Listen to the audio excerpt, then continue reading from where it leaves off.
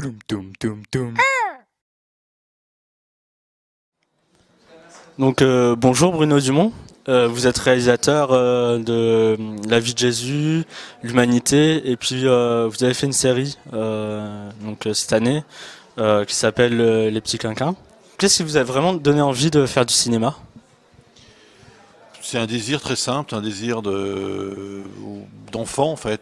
J'étais gamin, j'allais au cinéma et j'étais très impressionné par cette image animée. Là, je trouvais ça formidable et je me suis dit un jour je veux faire ça. Abordez-vous de la même façon un long métrage et une série?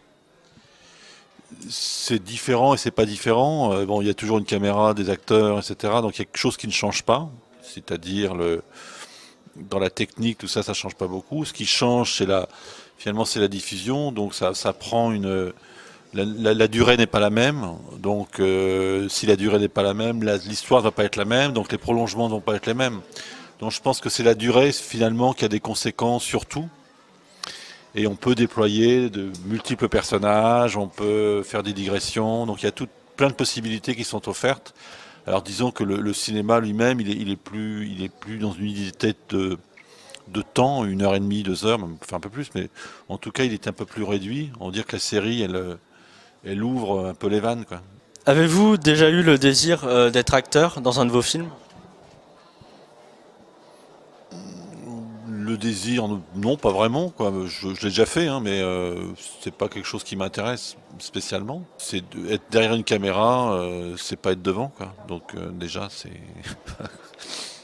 Quel message avez-vous voulu passer dans La vie de Jésus?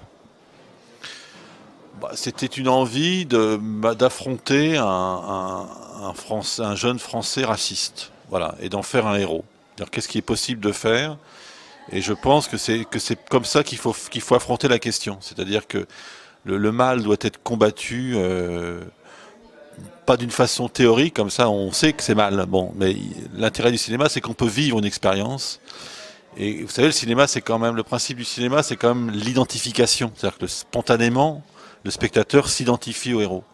Donc si le héros est mauvais, le spectateur va faire un curieux voyage. Mais je pense que le voyage va être beaucoup plus fructueux et que naturellement, il ne faut pas croire que le fait de regarder un héros qui est mauvais, ça rend mauvais. Pas du tout, au contraire, ça rend meilleur en fait.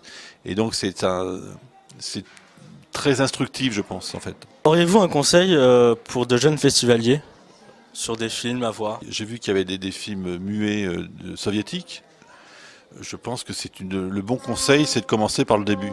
C'est-à-dire, si vous voulez faire du cinéma, même en tant que comédien ou en tant qu'acteur, en tant que technicien, en tant que cinéaste, le mieux c'est d'aller à la source, et la source c'est l'histoire du cinéma.